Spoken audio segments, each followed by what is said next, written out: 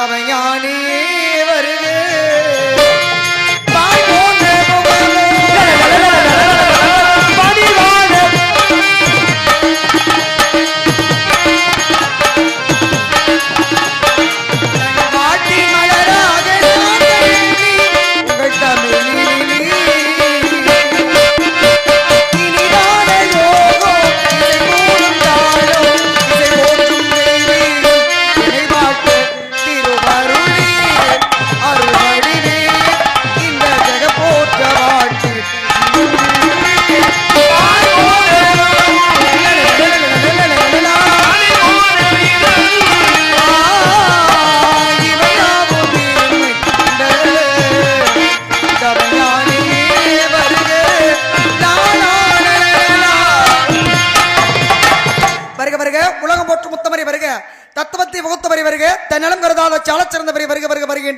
உங்களை என்னுடைய சார்பாகவும் மதிப்பிற்குரிய நாட்டு மக்களின் சார்பாகவும் வணங்குகின்றேன் சுவாமி. வாழ்த்தரல வேண்டுகின்றேன். மங்களம் உண்டாகட்டும். வாழ்க வண்ணாண்டு வளர்க. நல்லாரை காண்பது மன்று, நலமிக்க நல்லார் சொல் கேட்பது மன்று, நல்லார் உணங்கள் உரைப்பது மன்று, அவரோடு இணங்கி இருப்பது மன்று என்பது முதுமொழி. அந்த முதுமொழி கிணங்க வந்தவுடனே அற்புதமானது ஒரு வரவேற்பு. இடத்திலே எனது சார்பாக சிறிய வாழ்த்து என்றால்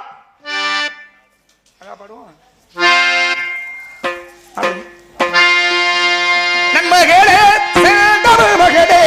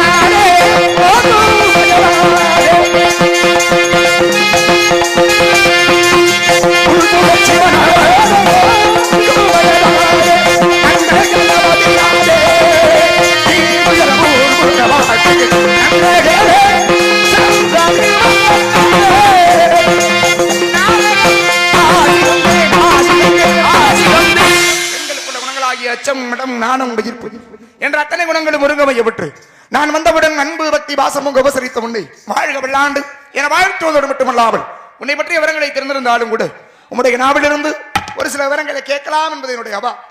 கேட்டால் விவரம் விவரமா வருமான விவரமா நீங்க கேப்பீங்களா? என்ன கேட்கிற ஆளுக்கு விவரம் வேணும் இல்லையா? உங்களுக்கு விவரம் விவரமா வருமான விவரம் இல்லாம விவரமா கேட்கிற ஆளு இல்லை நான். அப்படி இல்லைங்க. நீங்க என்ன விவரமா கேட்டாலும் பேசுற ஆளு விவரமா அதுக்கு பதில் சொல்லணும்.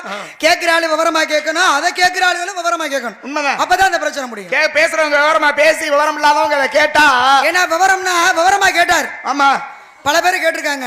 இது வேற ஏதாவது பேசுவோமா? ஏன்னா உலகத்துல சிவன் சக்தி அப்படின்னு ரெண்டு சொரூபம். இந்த சிவன் தோன்றியது, சிவன் எந்தெந்த இடத்துல யார் யாரை எப்படி எப்படி காப்பாற்றி இருக்காருன்னு நிறைய கதைகள் உண்டு.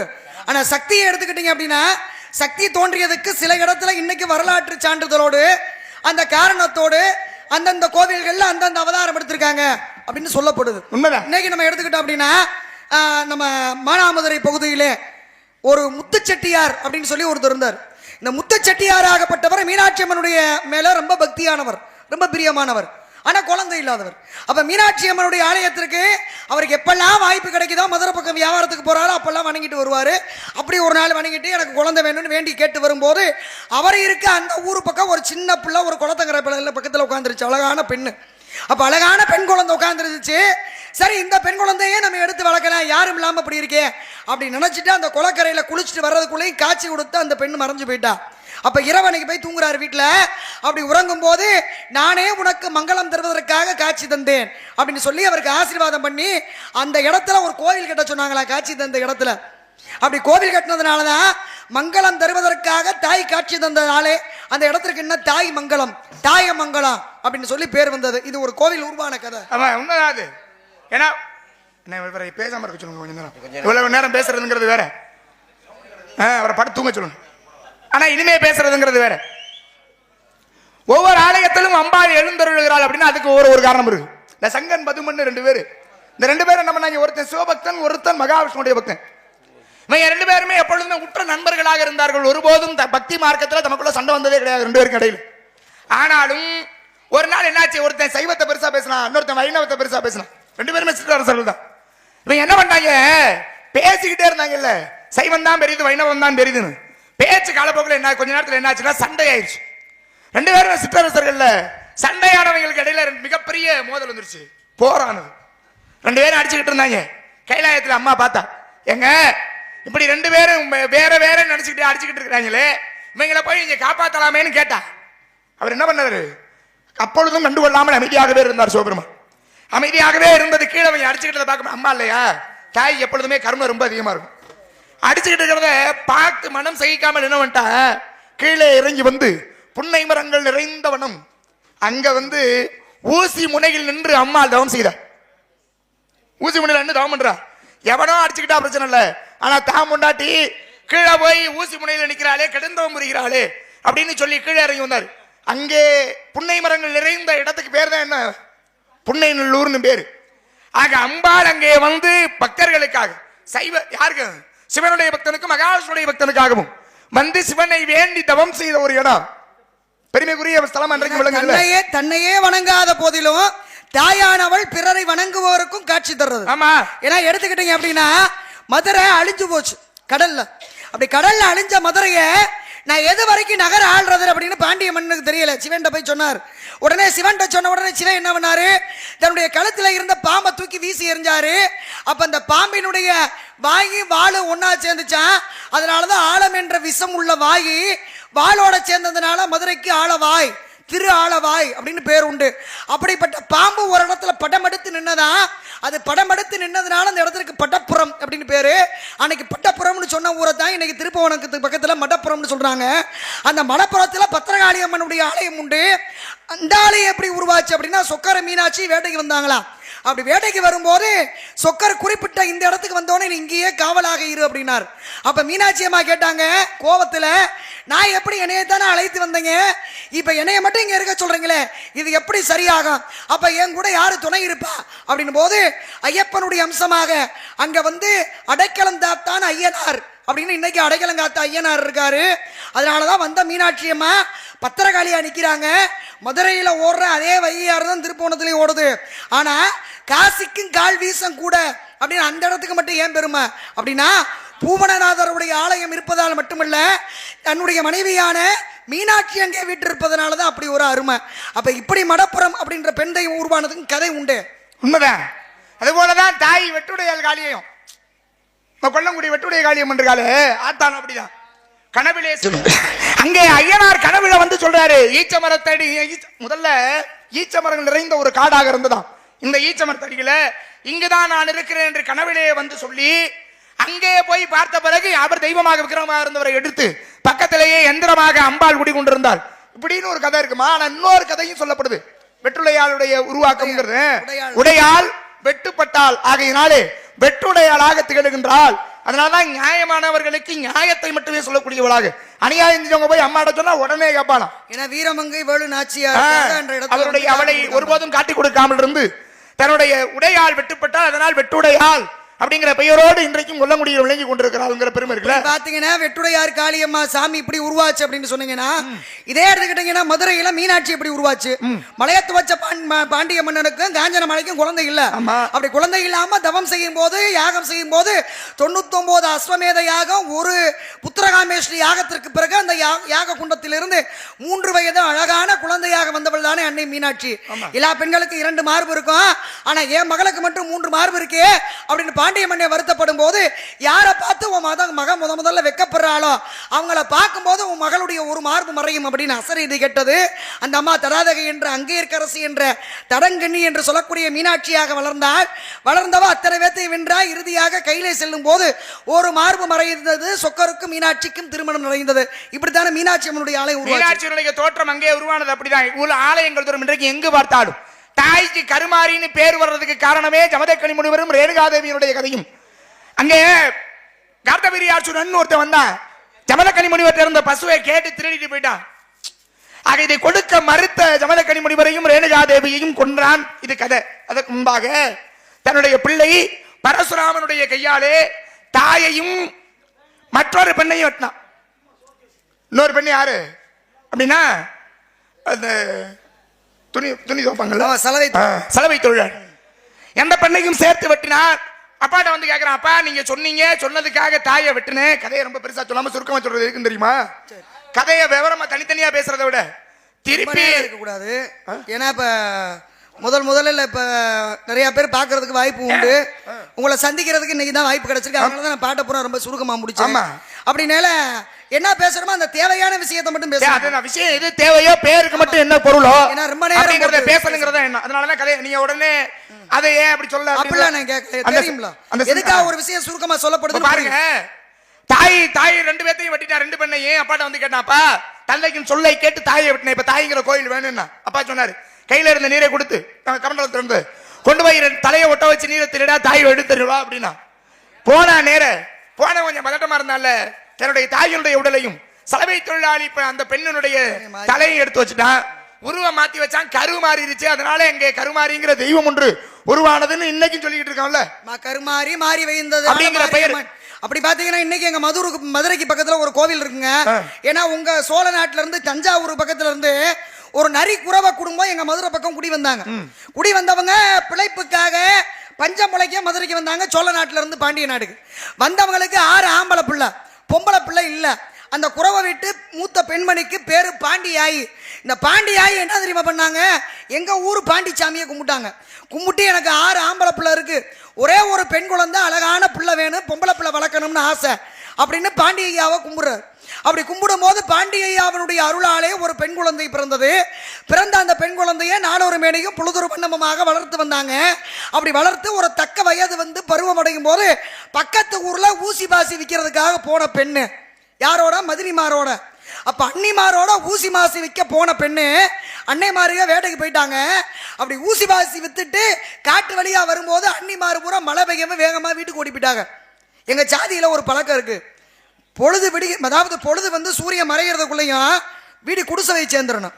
அப்ப இந்த பெண்ணு என்ன பண்ணுது, அங்க தெரிஞ்ச சில பேரு வாமா ஒரு இடத்துல விசேஷம் நடக்குது சாப்பிட்டு போலாம், வழி தெரியாம காட்டுக்குள்ள நிக்கிறேன்னு கூப்பிடும் போது நம்பி போகுது.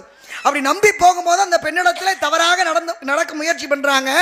அப்ப தன்னுடைய உடல் பலத்தை பூரா பயன்படுத்தி அந்த இடத்துல அத்தனை விதத்தை தும்சம் பண்ணி தப்பிச்சு வர்றா. அப்படி தப்பிச்சு இருட்டுக்குள்ள தன்னுடைய குடிசையை தேடி மீண்டு வந்து சேர்றா. ஊரே முழிச்சிருக்கு, எங்க சாதி சனம் பூரா முழிச்சிருக்கு. முழிச்சு என்ன இது, குறிப்பிட்ட நேரத்தை தவறிட்டாலே, நம்முடைய சாதி கட்டுப்பாட்டை மீறிட்டாலே அப்படின் போது இந்த பெண்ணு நடந்த விஷயத்தெல்லாம் சொல்லுது. சொன்னா ஒத்துக்கிறல. அப்ப நல்லா உணவளிச்சு சாப்பிட சொல்லி தூங்க வைக்கிறாங்க. தூங்கின பெண்ணோட தலையில திடீர்னு ஏதோ ஒரு கனமான பொருள் விழுகுது. என்னடா அப்படின்னு கண் முழிச்சு பாக்குறா, அங்க தாய் தகப்பே அண்ணன் தம்பி எல்லாருமே சேர்ந்து அந்த பெண்ணோட தலையில ஒரு கனமான பொருளை போட்டு கொலை பண்ணணும்னு முயற்சி பண்ணிட்டாங்க. ஏன்னா ஜாதியினுடைய கட்டுப்பாட்டை மீறிட்டால. அப்ப இறக்கக்கூடிய தருவாயிலே அந்த பெண்ணு வருத்தப்பட்டு இறந்தாலாம். எந்த தப்புமே பண்ணலையே, இவ்வளவோ நியாயத்தை நடந்ததை சொன்னேனே, என்னை எப்படி ஏத்துக்கிறலையே அப்படின்னு சொல்லி வருத்தப்பட்டு இறந்து போனா. இறந்து போய் அந்த பொண்ணை புதைச்ச இடத்துல யார் அந்த பக்கம் நடந்து போனாலும் நான் எந்த தப்பும் பண்ணல, என்னை அநியாயமா கொண்டுட்டாங்க, எனக்கு நியாயம் இல்லை, நீதி இல்லை, இப்படியே ஆம்பளை பொம்பளை அம்பிட்டு பேர் அந்த இடத்துக்கு போனோன்னு மாற்றி மாற்றி பேசுவாங்களா. அப்போ என்னடா சாமி ஏற்கும் போது அந்த நரிக்குறவை இனத்து பெண்ணை இந்த இடத்துல புதைச்சி வச்சதுனால தான் இப்படி நடக்குது.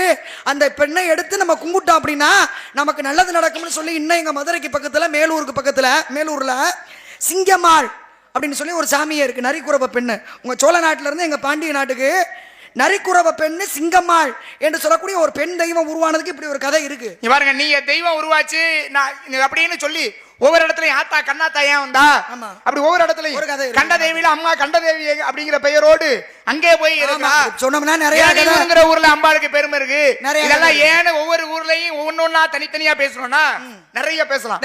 நான் கேக்குறேன், இருக்கங்குடி மாரியம்மன் பெருமை வாய்ந்த ஆலயம் நம்ம எல்லாருக்குமே தெரியும். ஆமா, இருக்கன்குடி மாரியம்மன், இருக்கன்குடி மாரி ஆமா எல்லாருக்குமே தெரிந்த ஒரு தெய்வம் தான். அங்கே ஆலயம் உருவாச்சு. அம்மா ஏன் அங்க வந்தா? கேள்வி கேக்குறீங்க. கேள்வி தான் கேக்குறீங்க. ஏன் கேள்வி கேக்குறீங்க? கேள்வி கேள்வி பதில் சொல்றத வேற கேட்பாங்க. அப்படி எல்லாம் கிடையாது. ஒரு விஷயத்தை நீங்க விவரம் கேட்கணும். நீங்க எங்க விவரம் கேட்கணும்ன்றீங்க. பிரம்மனா பல விஷயம் இருக்கு. சிவன் உருவானாரு, சக்தி உருவானாங்க, ஒரு பெண் தெய்வங்கள் இப்படி வந்துச்சு. ஆரம்பிச்சது நீங்க தான். ஆமா, நான் இல்லன்னு சொல்லலையே. ஆரம்பிச்சது நீங்க தான். நான் ஆரம்பிச்சதுக்கு நீங்களும் பேசுனீங்க, அதை நான் மறுக்கல. சரி, ஆனா நான் என்ன கேட்க வரேன்னா, இப்ப பேசிக்கிட்டு இருக்கல திடீர்னு கேள்வி கேட்டீங்கன்னா கேள்வி கேட்க கூடாதுன்னு சட்டம். இப்ப நான் கேள்வி கேட்டா முதல்ல கேட்ட கேள்விக்கு பதில சொல்லுங்க. நான் கேள்வி கேட்டா நீங்க பதில் சொல்லுவீங்களா? அதுக்கு தானே வந்திருக்கீங்க. தேவையில்லாத பேச்சு. தேவையில்லாம பேசல. அதாவது இவ்வளவு நேரம் தனித்தனியா ஒரு கதையை பேசினா விவரம் எல்லாருக்கும் தெரியும். தெரிஞ்ச வார்த்தை யார் வேணாலும் என்ன வேணாலும் பேசிட்டு போலாம். ஆனா அது அப்படி இல்ல. ஒரு சபைக்கு வந்துட்டோம்னா போட்டிங்கிறது, தர்க்கங்கிறது, இது ஒரு வழக்காடு பண்ற மாதிரி. யாரு பக்கம் யாருடைய திறமை பெருசா இருக்குன்னு வெளியே காட்டணும்னா என்ன பண்ணணும்? இல்ல நீங்க ரொம்ப திறமையான ஆளுன்னு இந்த காணொளியில பாக்குறவங்க பூரா ரொம்ப பேர் சொல்றாங்க. இவரோட நீங்க நடிங்க, இவரோட நீங்க நடிங்க அப்படின்னாங்க. சரி, அதுதான் நீங்க என்ன திறமையான ஆளு, அதுக்கு நான் என்ன திறமை இருக்கு? பேசி பார்த்தா தானே திறமை தெரியும். அது பேசுவோம். தனித்தனியா பேசணும்னா ரெண்டு பேருக்குமே கதை தெரியும்னு எல்லாருக்கும் தெரியும். சரி, இப்ப ரெண்டு பேருக்கு அவங்கவங்க தனித்தனியா பேச வேணா, நான் கேள்வி கேட்கிறேன்னு இடத்துக்கு நீங்க வந்தீங்க. ஆமா, திருப்பி நான் கேள்வி கேட்பேன். கேட்ட கேள்விக்கு முதல்ல பதில சொல்லுங்க, அப்புறம் கேள்வி தாராளமா கேளுங்க. என்னன்னு இப்படி பேசிட்டு இருக்கா? அப்படித்தான் பேசுவேன். அப்ப ஒழுங்கா ஊர் வச்சிட மாட்டீங்க. பாப்பா யாரு பாப்பா எப்படி புதுக்கோட்டைக்கு போற யோசனை இருக்கா இல்லையா? இங்க பாருங்க, எந்த இடத்துக்கு போனாலும் யாருக்கும் எப்பவும் பயந்து போறாள் நான் கிடையாது. சரி, அப்புறம் உங்களுக்கு என்ன, நாங்க நடிக்கிட்டு இருக்கோமா? அப்புறம் என்னமா போய் சாரேன் சொல்லு, என்ன இருக்காங்க கேள்வி கேட்டா பதில சொல்லுங்க. இதான் தேவையில்லாத பேச்சு. அப்புறம் யாரு பேசுறது? ஆமா, அப்புறம் கேள்வி கேட்டா பதில் சொல்லுமா? கேள்வி எதை கேக்குறீங்க? கேள்வி பதில் சொல்லதான் கேட்டிருக்கு. பேசுறாலே பேசுங்க, பதில் சொல்லுங்க. நீங்க ஒரு விஷயத்தை சொல்லுங்க, நான் ஒரு விஷயத்தை சொல்றேன். தெரிஞ்சா தெரியும் சொல்லுங்க, தெரியலன்னு சொல்லி எனக்கு சவுடால் பேசக்கூடாது. எனக்கு பழக்கம் இல்ல, தெரியல சொல்லி என்ன போய் சாரணும் என்ன இருக்கானா? தெரியல சொல்லிட்டு போமா. என்ன சொல்றீங்க இப்ப? நீங்க என்ன சொல்றீங்க? என்ன சொல்றீங்க? இந்த சவுடாலாம் வேற எங்கயாவது வச்சுக்கணும். நீங்க சரியா? இந்த பாத்து பயந்து அரண்டு குருண்டு ஐயா போய் சாரணும் சொன்னோட அப்படியே நான் கிடையாது. சரியா? எங்க போனாலும் சரி யாருக்கும் எப்பவும் பயந்து போகணுங்கிற அவசியம் கிடையாது. உங்களை யாரு பயப்பட சொல்லல. போய் சாரணும் எப்படி கேக்குறேன்? ஆனா தெரியலன்னு வரும்போது பயந்து தான் ஆகணும். சொல்லுமாங்கற கேள்வி கேட்டுக்கனே. யாரு நல்ல கேள்வி கேட்டுக்கனே. கேள்வி கேட்றீங்க, கேள்வி கேட்டா பதில் சொல்லணும். நான் திருப்பி கேள்வி கேட்பேன். கேளுமா, முதல்ல பதில சொல்லுமா. பதில சொல்ற அப்புறம் கேளுமா. இத்தனை வருஷம் இந்த அண்ணன் திருந்தவே மாட்டாருங்க. எனக்கு எதிர்ப்பாவே உட்காந்து கையை தட்டிட்டு இருக்காரு. வருஷ கணக்காவா ஒரு மனுஷன் முட்டாகாதாளா? சரி, நான் கேட்கிறேன், ஒரு சாமியை கும்பிட்டா சாமி வரம் தானே தரணும்? சாமி கும்பிட்டா சாமி வரம் தரும், அருள் தரும், இல்லாதவங்களுக்கு நல்லது செய்யும். ஆனா ஒரு தெய்வம் 7 பேர்த்த கல்லாக்கி இருக்கு. 7 பேர்த்த. என்ன கேள்வியா? கேள்விதான். இப்பதான் சொன்னேன் நானு. ஒரு கேள்விக்கு கேள்வி பதில் இல்ல. அப்படி கிடையாது. வேற எப்படி? கேள்வி கேட்டா நானும் கேள்வி கேட்கலாம். பதில சொல்லுங்க. உங்களுக்கு இந்த மேடையில சபையில இருக்க ஒரே உரிமை எனக்கு இருக்கு. இருக்கலாம், தப்புல நான் இல்லன்னு சொல்ல. ஆணும் பெண்ணும் சமம்.